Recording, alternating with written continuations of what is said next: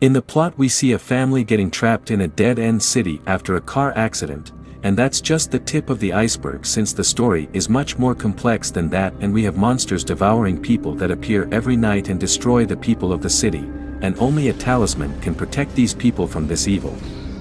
Let's start talking about the beginning of the series with that girl and her mother being killed. It was a very impactful beginning for the story, and seeing the consequence of that for drunk Frank was even better, since the series can dare to put him in that box to be devoured by the monsters, and at the same time the series remained grounded, making this plot a good starting point to better develop Boyd's dilemmas. Which is our protagonist. Coming to the end of the season, we saw Boyd and Sarah enter the forest to explore and try to find a way out. They even bump into that tangle of spider web, and anyone with arachnophobia must have been scared, but I didn't think the scene was too much. And shortly after, Sarah and Boyd saw a lighthouse turned on a few kilometers away, but it was raining heavily and the boy in white told Sarah to get inside a log, and she puts Boyd to go in first. He gets trapped in a closed tube, and his arc in the season ends there. While we see Jim managing to build that antenna to communicate by radio, and he even manages to talk to someone, but that person said that his wife Thalita shouldn't be shitting that hole in the house. And we cut to the plot of her managing to break the floor from the basement, and falling into a hole where she realizes that the power cables don't connect anywhere, and inside that hole is Victor, and that same place is where the monsters sleep in the morning, and they even draw on the walls.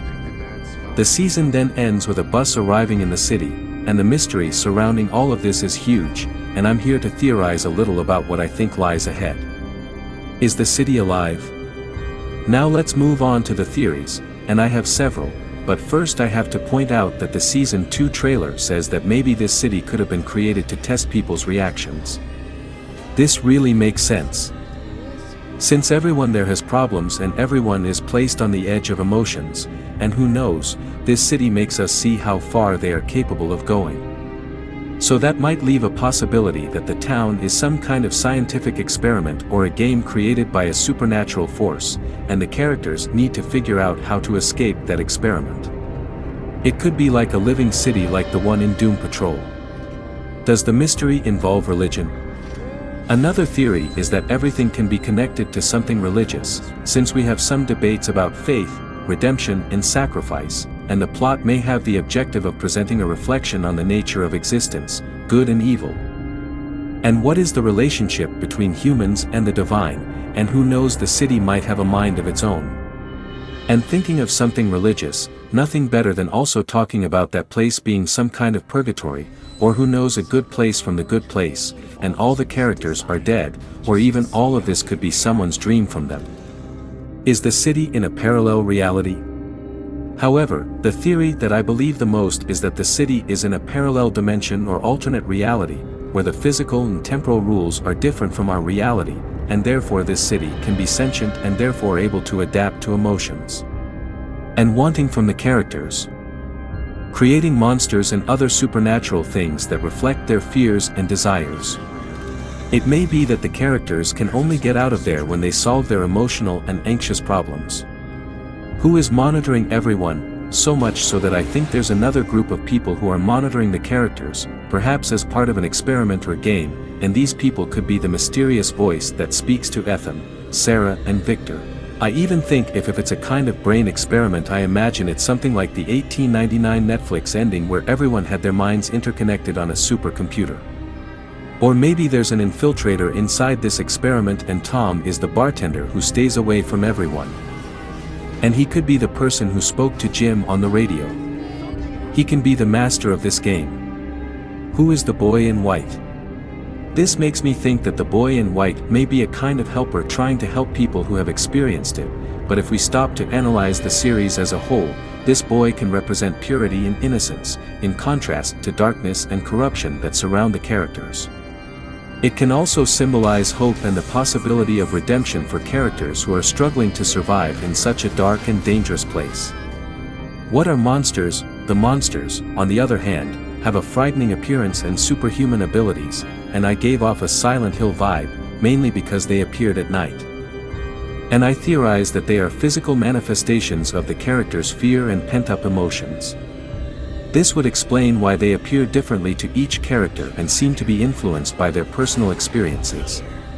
Highlighting once again that everything can be an advanced and futuristic experiment.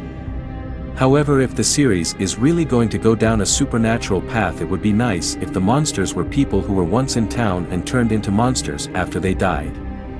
What are talismans, the tree that teleports and energy? We also have other intriguing elements in the series like the talismans that have a mysterious power that can ward off monsters. We don't know the origin and exact nature of the talismans, but this could be explained in Season 2. However, I feel that these talismans could be a physical manifestation of the character's desires or emotions. The tree that teleports things and people to parts of the city, and this tree can be a metaphor for the complex and changing nature of the city. While electricity can be seen as a representation of the life force that powers the city.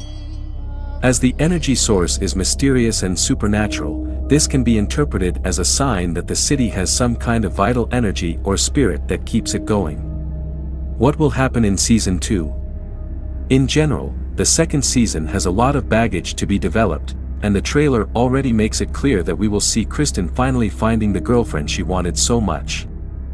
And this girlfriend was on the bus that stopped there in the small town. This new group of people will move the plot of the season further. We'll also see Thabita coming out of the underground, and to me she looks different after she came out. Boyd also left that place where we saw him trapped at the end, and maybe we'll see him in this new season investigating the trees he teleports, and this teleportation power may even explain why each person who appeared in this city came from a different region. Leave your opinion in the comments, and if you liked the video, leave a like and subscribe to the channel. Until next time.